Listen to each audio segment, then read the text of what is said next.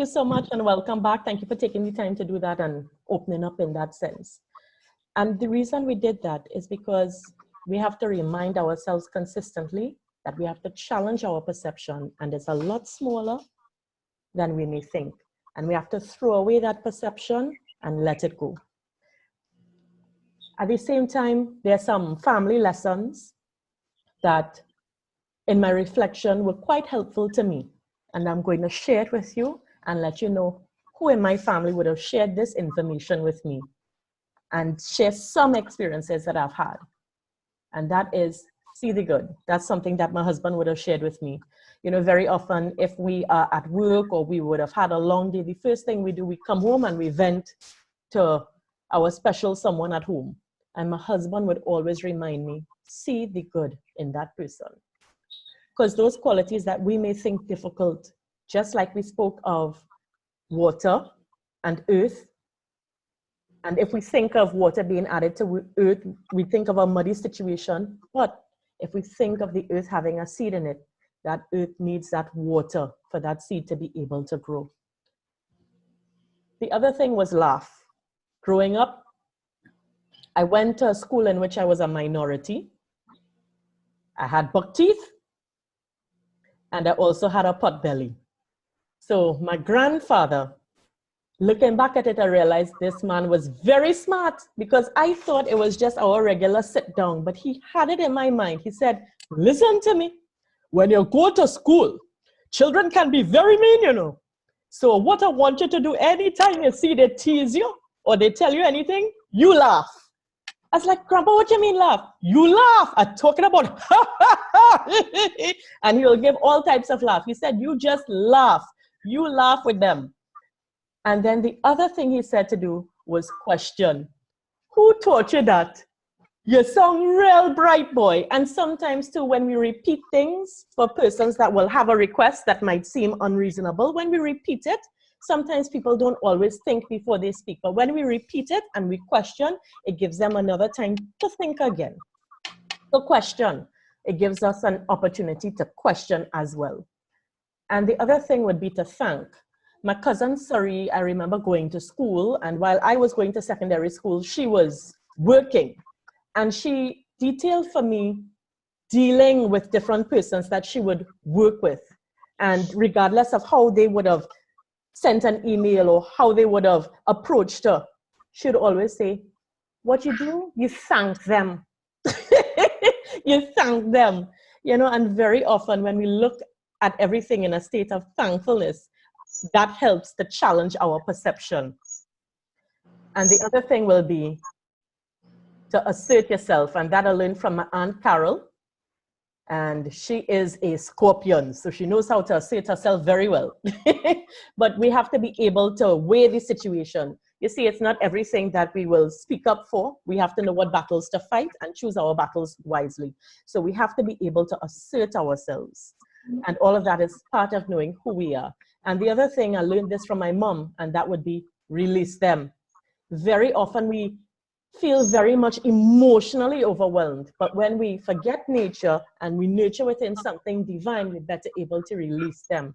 Because as my mom will always say, sometimes in life, you never know what somebody else is going through. You never know what they're dealing with on that very day. And sometimes when somebody is talking to you and you may not appreciate the way in which they talk to you, it has sometimes nothing to do with you. It has to do with what they're going through in their personal lives.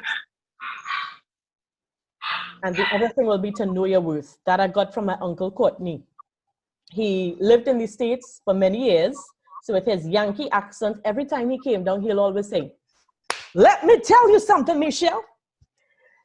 You ain't better than nobody, but let me tell you, ain't nobody better than you. And I would hold on to that. And later on in my adult life, that is something that I held on to when I'm dealing with people that may come across like big bears or giants. Compared to little me, I always remember, I ain't better than nobody, you know, but ain't nobody better than me. And the other thing would be to stay calm. And that I got from my grandmother, being a fiery Aries. This was very helpful, especially in my childlike stage. And staying calm, what she would say is, Michelle, count to 10. And sometimes when we take that opportunity to count to 10, we're able to stay calm. Just take a moment.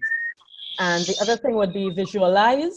I got this from my Auntie Wendy, and the visualization part of it, I remember when I was reading in church, I was very nervous reading in church, and I couldn't pronounce a word because I was so nervous. So I was like, profa, profa, prof, profa, profa. And I felt like I wanted to cry at the top of the church. And the 5 elderly ladies who were in the front fanning themselves, they were like, prophesy, prophesy. And I went home traumatized. And my Aunt Wendy told me, she said, Michelle, the next time you're dealing with something like that, I want you to look at every single person in the audience or in the church or wherever, and you visualize that they're naked, and then you will start to laugh. And I did that, but my imagination is too vivid for me to continue doing that because not everyone gave me a good image to work with in that case. So I instead visualized, and what I told you is, I showed you my baby pictures because I envision people as babies. I think of whoever this adult is that's speaking before me, they too were a baby at some point. And I try to visualize in my mind what they may have looked as as a baby. And I visualize that. So instead of feeling, anger, I feel like, kuchiku. So that helps. See them as babies, it's not as intimidating. And be sincere. Always something to compliment. You might not like how somebody dresses, but you might like the way they speak. You might not like the way somebody might approach you, but you may like the way they dress. You might not like the way the color is, but you might like the way the dress fits, and so forth. So if you have to give a compliment, be sincere, be sincere in all that you do. So those are some of the things that I shared with you in terms of family lessons that I hold on to. And now this is where I get to introduce Aunty Penny. And Aunty Penny, the beautiful thing is Penelope Spencer, originally from San Fernando, is the mother to 1 boy and grandmother to 4 beautiful young ladies.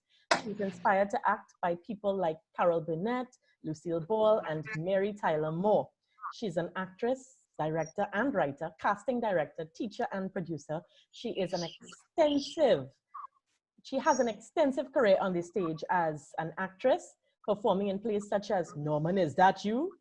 Norman, Is That You? Apart from that, 50 Shades of Gravy, Wild Wild West Moorings, Man Callaloo, Jean and Dinah, and Mary Could Dance. That's just to name a few.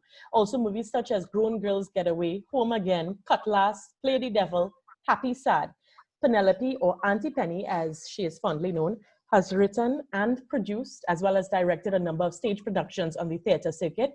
She is a casting director, casting for many local and international movies and advertisements, and she's been a storyteller and drama teacher at Newtown Girls RC School for over 22 years, St. Ursula's Primary School and Necessary Arts, where she holds the post of artistic director, which has been running basic acting classes there for the last 15 years. She has written a children's storybook along with Lila Passad, Tales of the Forest. And it's a book you have to get.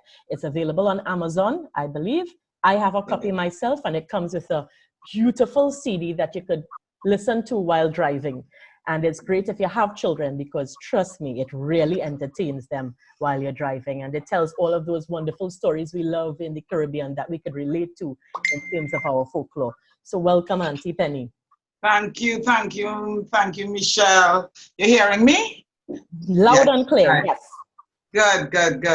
I think this is such a wonderful thing that you're doing. Thank you. Welcome, audience. I think I saw Sharon there, a friend of mine as well. Sharon Converse, hello, welcome. So I am here to talk about character, building a character, entering into a character, and my process as an actor. And when I go into a character, the first thing is I think of myself as a blank slate. I am devoid of my emotion and my thoughts and my opinions. I have to become this character. So I really ask myself, who is this person that I'm playing? What makes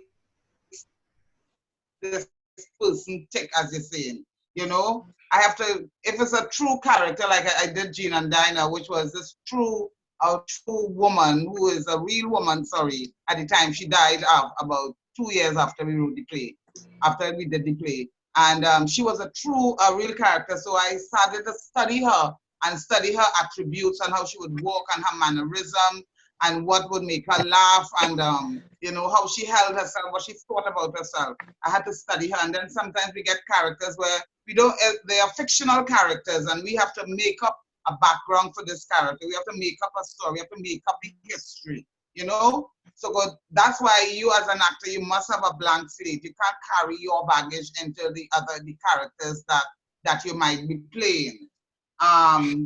So it's getting all their mannerism and their quirks to keep their characters true. And as an actor, sometimes you play so many different roles. You don't want them all looking the same. Like I tell my students, I have played about 5 hookers, 5 prostitutes, and they're all different. They're all different people. They all have different background and different stories. So as an actor, it's important that I let my audience see that difference. So getting into their history and their background is really important. Their physical, what's their physicality, how they walk, how they hold their head, how they, they breathe. Sometimes you go to that depth to find, they bring out the best in their character. And Jean and Dinah, Jean was this woman she was an old prostitute actually. Well, of course, from the song that Sparrow sang. But she was so sad. She had such a sad story, and I realized she would have to put on this persona when she's out there because she was a prostitute and nobody gonna hire a sad prostitute. So she would have to put on this bright face and this loud mouth and she had to put on a mask, So that's what I found out about this woman, and to be this woman, to live this life, and so I had to put on her mask. And she had put on mask a lot in her life to carry her through. But she had a son who had disowned her. She had her son burned down her house. When the Yankees and they left Trinidad, the local men disowned them and would make them feel like trash. So she had a sad story. And then like Mary now, where I did Mary Cadence, which was another play that was loved, everybody loved. She was not a real person. This is a fictional play. But to make it real, we had to find parallel situations that would make her a real person. So I took situations from my life to dress Mary. So I say, looking at it as you're dressing your character. And you're dressing that character with mannerisms, with quirks, with physicality, with emotions, with all of that, And then then you have to find out now, how are you relating to other people in the play? How do you relate to Mary Cadence, we had different people. I had Mule, who was a big bouncer in a club, and he was like our pimp, and we had a real toxic relationship. And then I had Lizzie, who was my best friend, who would always help me through everything, and there were incidental characters around, but those were the two. And then there, of course, was Brian, who was her love interest.